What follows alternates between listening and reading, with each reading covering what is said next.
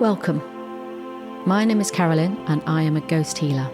For the past 30 years I've been helping dead people, the ones caught in the space between this world and the next. I've documented many of the hauntings and I've often made drawings of the souls who I've helped. I'm now ready to share these stories with you. We all have a story, and these stories belong to the lost souls who I've helped on their way.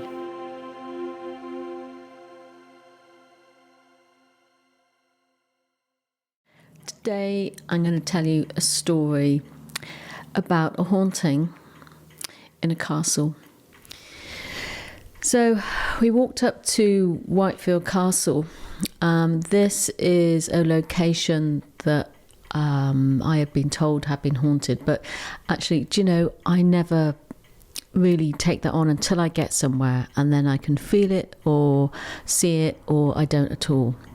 But as we were walking up the hill, I started to feel it making me feel cold, and as I got closer I could feel it every step of the way. But as soon as I walked through that threshold, it was quite strong.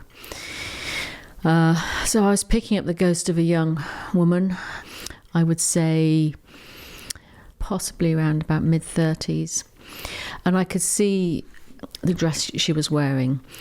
But the psychic visual senses came second, and the first thing was what I was feeling. It was really, really intense, and she was very open with what she was feeling, and I thought, oh, I think she'll probably start talking to me sooner or later.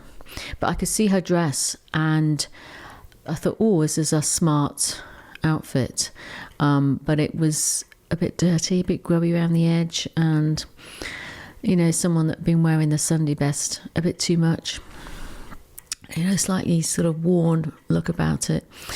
Anyway, I got from her that she was waiting for her lover, waiting for this man, and I was filling up with the sense of the anxiety she had around this issue, and I could see that he had given her this necklace, and it was very intricate. It was like the silver was of a really good high quality, and the stones that were inlaid were all around the necklace and a bit of a droplet at the front. There were precious stones that were, when they were against the skin, were quite dark, and she wore this all the time. And then I could see that it was a gift from him, and she said, I wear this all the time, I know he's coming back, and this was a token of his love. And she was beginning to talk to me, this sort of hopeful sense of, he is coming back, he's coming back, he's the love of my life, I wear this necklace all the time. And I sensed that she put this rather nice outfit on, that she would make her way up to the castle, and I think this is the location that was important for them, and they spent some time together. She was just in that bubble of false hope that he was going to come back, and you know, he never did, and it was just very, very sad. But it just filled me, it was filling my body now, this feeling, even down to my fingertips. I could feel the density of that. I have to sort of allow myself to feel these things sometimes, to just understand where they're coming from and why they didn't move on in the first place. Well, she didn't move on in the first place because she was waiting for him to turn up, so I know it wasn't that difficult to work this one out. And then I could see little pictures of him, and he was a well-dressed gentleman, and I'm feeling that what I was seeing was almost like a gentleman's dress in Tudor times, but you know, he would have been a wealthy gentleman. I'm getting that there was wealth around the clothes that he was wearing. And I'm also told that he would have worn scent. So I don't know if that was sent to cover up a sickness or something, but it was certainly an indication of how wealthy he was. And people in the locality sort of knew about her waiting for him for a very, very long time after he never turned up again. And I think that people were tolerant of her, just let her carry on. You know, I mean, we do have quite an awareness of bad mental health now, and I think this would have been addressed very differently if this happened now. So she still was up there in the castle. And the other thing that she told me about was, she said a lot of lovely people used to come by the castle, and then she said some bad things used to happen inside the castle. A lot of mystery and intrigue, and she said poisoning went on too. And then immediately she said, but there were lovely times here and very happy times too. So she didn't want to make it all that it seemed bad. And then she said there was a lot of political tensions with the people who were involved in that. She said it got very political, and she said it all came to a head. A lot of people being not very nice to one another. And she said the politics that went on, she said they didn't see the real people underneath.